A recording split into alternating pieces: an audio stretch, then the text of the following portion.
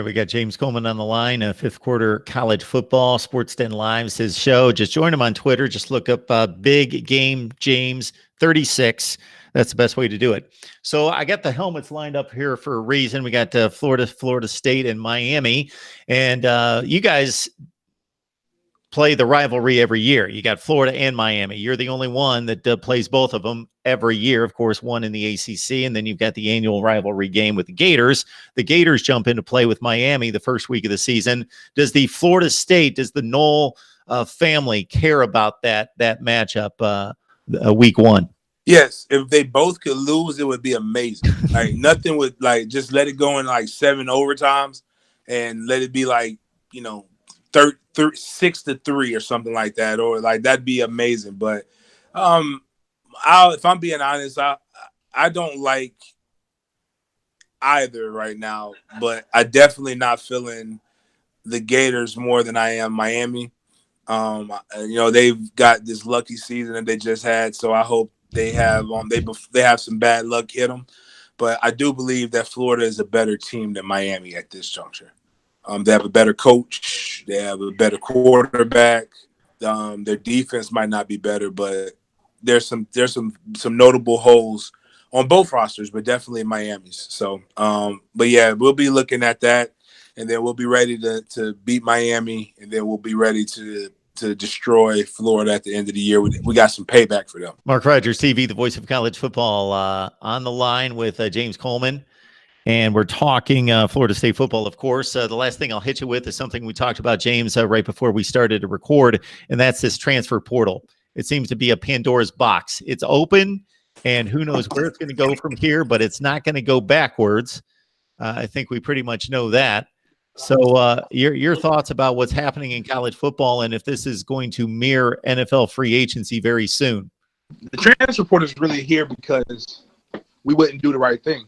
In college football, and coaches, as the money grows, guys go to college for reasons that whether you agree with it or not, that are beyond getting a good education. And if college was about being a student athlete, Harvard and the service academies would have the best football teams every year. So it's about going and getting an education, but getting an opportunity to be able to play at the next level, to be able to be a pro athlete. That's really what it comes down to. And these coaches are doing the same thing. So you'll coach, I'll just use mine. Willie Taggart will go to Western Kentucky, get Western Kentucky good to go get a better job at South Florida, to go get a better job at Oregon, to get a better job at Florida State. And stop their 17 and 19-year-olds and telling them that they're the missing piece to making sure that this program is relevant. Or schools are allowing these guys to go recruit and giving these coaches jobs, and on the same token, letting these believe that these coaches are going to graduate, but then fire them. And the kids are locked in. They have no way to be able to get themselves to do the best thing for them, but all the adults are able to do what's best for them and their families. It happened all the time since the beginning of football. It closed doors, and typically you call your high school coach and tell your high school coach, hey, man, gauge the interest of school X, Y, and Z. But now it's becoming more safe, and if it were me and it was my kid, I would put my name in the transfer portal every year just to keep my coaches on their toes and to see if there's a better opportunity for me than here. If they really want to make it about the student athlete, then you need to provide better resources or things that actually make the kid want to commit to your university outside of just football. I think the big key, and what I've been a big proponent of, and I've talked about it, is you don't have to pay these guys like a traditional pay. Give them some kind of, I don't want to say promissory note, but like, for example, upon finishing your third year at your school or upon graduation, you got $10,000, $20,000, $30,000, $40,000. So we're going to put $10,000 into a pot after your freshman year, $20,000, blah, blah, blah, each year. So when you graduate, you are set up with X amount of dollars in your bank account so that you can live, whether you find a job or not. Or make this degree actually worth something, because a degree ain't worth the sheet of paper it's printed on if you ain't got no job. A lot of times when you look at the military service academies and how they do things, essentially when you serve your 4 years, you have a job as an officer and you have an obligation to give back for 6 years. We create jobs at universities all the time. You should at least have a pool of job opportunities between your boosters and between the school, that when I graduate, if I don't get a chance to play in the NFL, I know I'm going to this school because it gives me the best opportunity to be able to make a $65,000 plus job a year. And I can go and I can earn a living for my family. Like, it should, like, if that's what schools need to really start doing. And I believe Florida State, Penn State, Bama has always had this de facto have done, and why guys choose those schools is because of the opportunities post college, and the fan base will take care of you. I think it's just so many ways that they need to be more creative and to help kids think of the bigger picture, besides not lying to kids. Now, some of it, the kids are afraid of competition, and that's the way this generation, that not the generation is raised. I don't blame anybody for the way they were raised. I blame the people who raised them. The same people who say these millennials are soft are the same people who raise these millennials to be soft. You didn't kick them out off my mama kicked me out the house at noon on Saturday, and I had to figure it out. I had to figure out how I was going to sustain myself to when she's going to make the peanut butter and jelly sandwich and the hose water for lunch from around 3-4 o'clock. Didn't make me stay out until 9 p.m. because Florida seems to have the longest days on earth in the summer. But we went out, we played, we got after it, and we didn't have PlayStation, we didn't have Sega Genesis, we didn't have all of that stuff. And I don't want to sound old, but the thing is, there's nothing wrong with having those things. My son has those things, but my son also plays outside. My son also knows no, and my son's also not going to be raised to be a punk and quit. And we've raised that. So, but we get startled when kids do things, and some of it, again, it's not being a punk.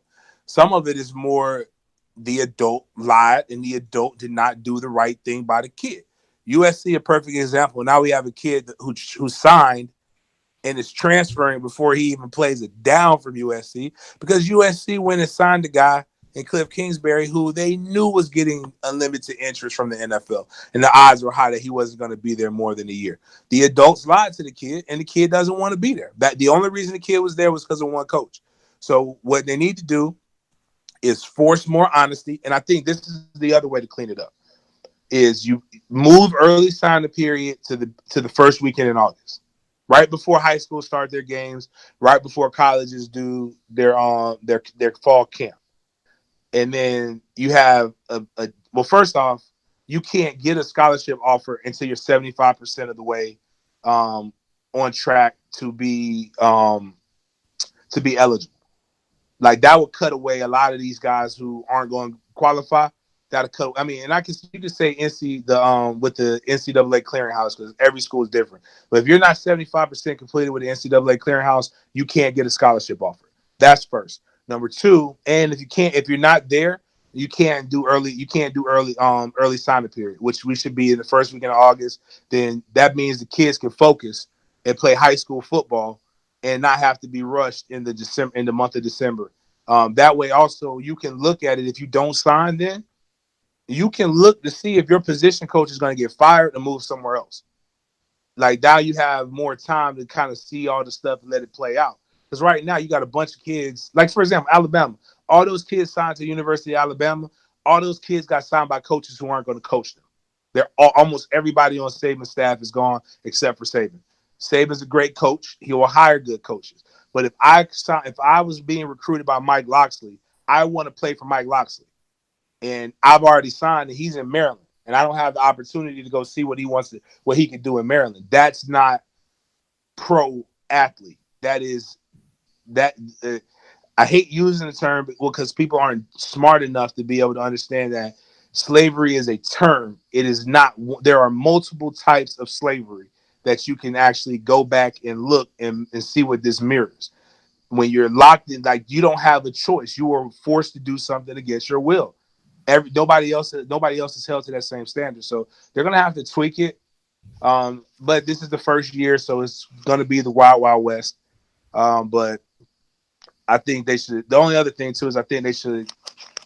There needs to be more oversight, but there's got to be a better way. And you can't tell me that was 117 or was 121 schools in the NCAA FBS. I think we're at 130. We were Even last worse. year. You can't tell me 130 of the most intelligent people, because the college presidents are the ones who sit on the board. You can't tell me 130 of some of the smartest, brightest individuals in the nation can't come up with something that's conducive to both the university and the student athlete, unless people are just looking for how they can make money out of this, which is what we all know it is.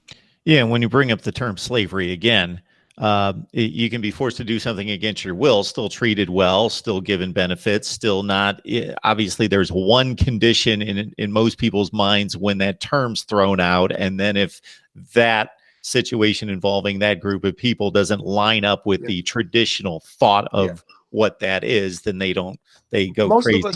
Most of us think of American slavery, which was harsh, but I'm a history major and I focused on African American studies.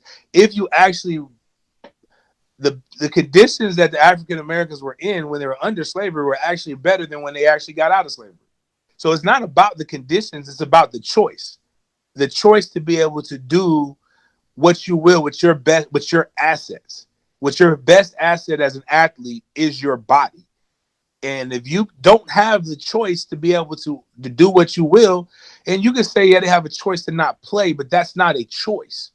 Like, I don't really have a choice. Like, I should be able to play where I want to play, but there has to be rules and things that are put into that. And I can't believe that, again, 130 of some of the brightest individuals can't figure out a way to make this work, unless they don't want to figure out a way to make it work. And I would want to say bingo, but I'll give them a little bit more of the benefit of the doubt than that. Slightly. James Coleman, Big Game James 36. Catch him on Twitter, and then you can follow him all over the place as he covers Florida State and college football and the NFL all over the place. So we're lucky to have him as much as we can get him. James, it's been a great time. You've been very gracious with your time, so I appreciate it. All right, no doubt, Mark. Anytime. Appreciate you.